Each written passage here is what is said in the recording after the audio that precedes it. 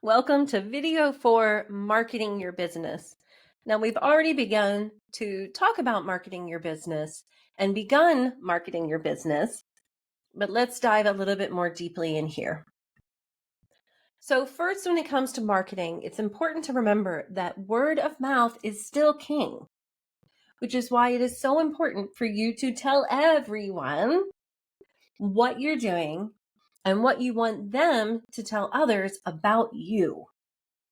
So when you create your business page for your business, I want you to invite everybody on your friends list, even your cousins, uncles, neighbors, niece that somehow found you and friended you on Facebook. Yes, invite them too. Invite everybody. Inviting people to like your business page is probably one of the easiest ways of asking them to support your business. It's completely free, and you're just asking them to get to know you and your business a little more deeply. I have gotten students from connections with people that I have never met in real life, which is why I absolutely think that this is something that's worthwhile doing. And it's something that, even if it maybe feels a little bit cringy, is practiced enough that nobody really thinks about it too much. So when I get an invitation to like somebody's business page, I'm happy to do it. If I've been following them for a while and there's really nothing that's resonating with me, I can always unfollow them later. And they can do that too. But there's absolutely no harm in just inviting everyone.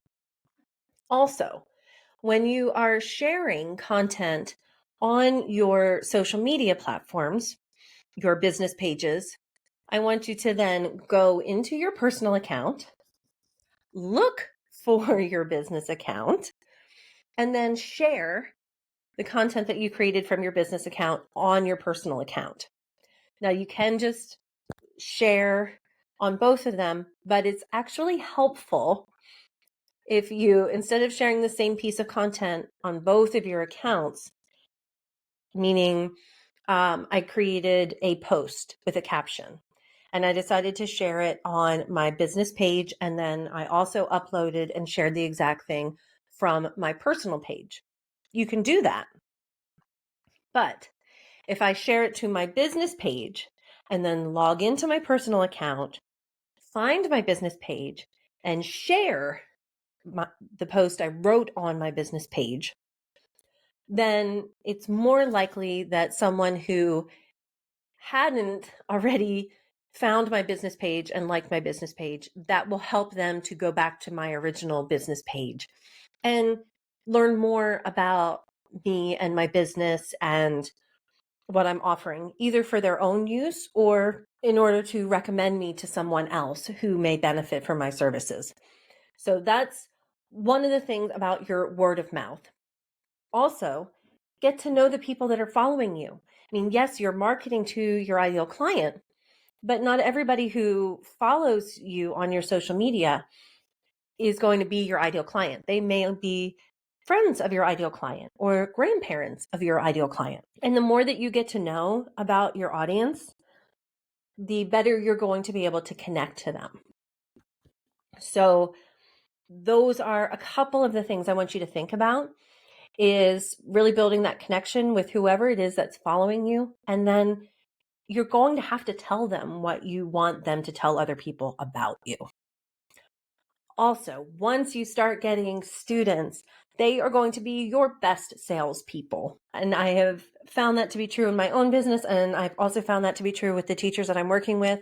Once you start working with them and they really enjoy working with you because you have taken the time to vet the people that you're working with, and you're only choosing to work with people that you know you can show up for and really hit it out of the park, they are going to want to tell everybody they know about how awesome you are and how much they love working with you. So that's another reason that word of mouth is still king. So we're showing up on our socials and we're sending out emails and we're doing all of the different things that I'm going to talk about in here. But really, it all comes back to word of mouth. So think of your socials and your online presence as really build brand awareness. It's not necessarily to get clients as much as it is to build connections and brand awareness. This is networking, and this is letting people get to know you. And then the sales will come later. So as we're growing on socials, I mentioned this, so we're moving into number 2. I want you to grow comfortably on your socials. I don't want you to have given up teaching in the classroom to become a social media influencer. You can make yourself crazy trying to follow all of the free advice that is out there. I know you can, because I drove myself crazy trying to do it. The trends change frequently. I don't recommend spending any more than maybe 20 minutes a day on social media total. You will find that becoming an online business owner definitely changes your relationship with your social media. But I want you to grow comfortably. Remember what I said in the last video about it being about consistency, number 1, the quality of what you're putting out, number 2, and then the frequency, number 3. So if 4 posts a week is the current recommendation for growing your following and your audience on Instagram and on social media in general. So specifically Instagram and Facebook, they're saying a minimum of 4 posts a week in order to grow your audience. TikTok, I found, needs more attention than that. In order to grow sustainably, like, you should be posting daily. They consume a lot of content on TikTok. But really think about where your ideal client is going to be. For many of us, the parents are not necessarily, unless your ideal students are littles, they're not necessarily on TikTok as much as they are on the other platforms like Instagram and Facebook.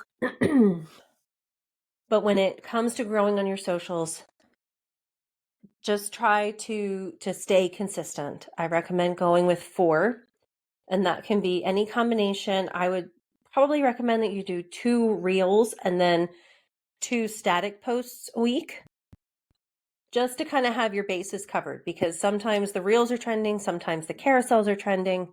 But as long as you're putting out a variety of content and you're doing it speaking directly to your ideal client, and you are sharing valuable content, valuable information, then you will see growth on your socials. But you don't necessarily need to make yourself going nuts trying to keep up with every single trend that is out there. Next in marketing is email.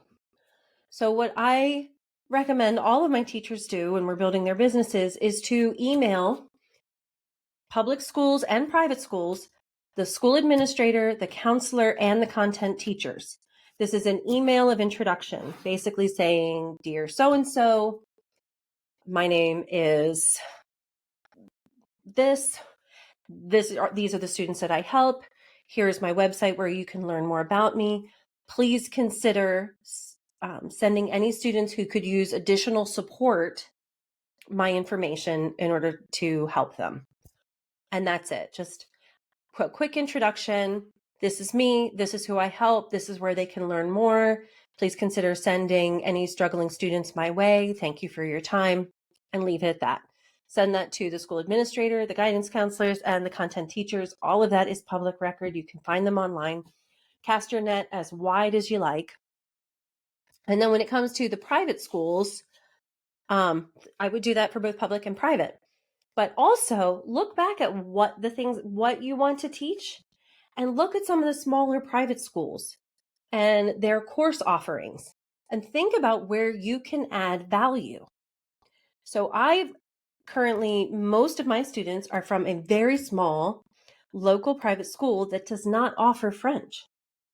And I have, through my relationship with that school, become the teacher that they recommend to students and families who are interested in taking French.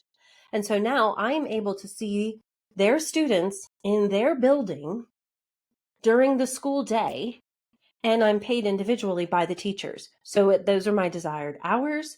That's my desired clientele. I get to teach in small groups. I get to come and go as I please. I even get to bring my dog with me. Another method of marketing that works is what I would call old school. So not all of your marketing is going to be online. Posters, business cards, fundraisers. Look for opportunities in your community where you can promote your business.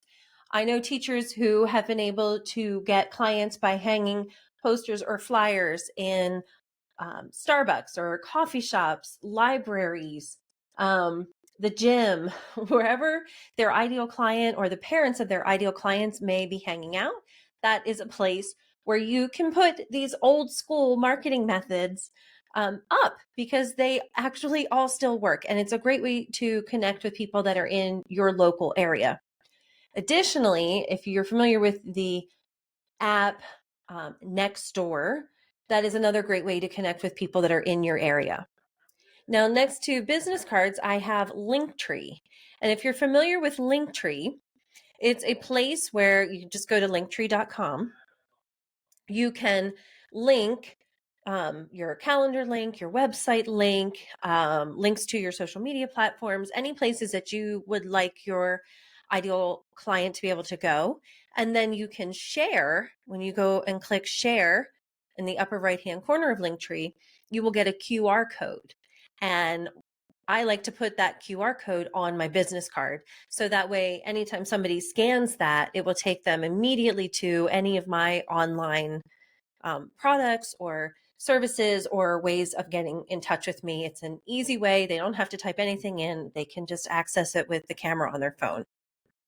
And my business cards always stay up to date. So that's what that little link tree there next to business cards means. That's a little, I guess, hack or pro tip for you there. And then finally, talking about marketing, I want to just talk briefly about homeschool groups. I thought there would be a lot more opportunity in homeschool groups than I have found. In the 4 years that I've been in private practice, I've only had 2 homeschool students. Now, part of when I first started, I really thought, because it was 2020 and there were all of these pods and these homeschool groups and co-op groups. And I have made some contacts in those spaces, but nothing has really quite worked out for me to get paying clients in those spaces. So here's how, now that's just my own personal experience. I know other teachers who have found some success in those homeschool groups. So just a couple words I want to say. It's best to have an in. So if you already know some homeschool families, talking to them and finding out what they would be looking for in a teacher, if they brought a teacher in, what would be helpful or useful to them as a teacher, or in what ways a teacher could be helpful or useful to them. Those are probably the best ways. I would say be patient, be positive. Go ahead and join any public homeschool groups that you can find online. But be patient, be positive, agree where you can, but don't go in guns blazing saying, I'm the expert, this is the best way to do things, I know best.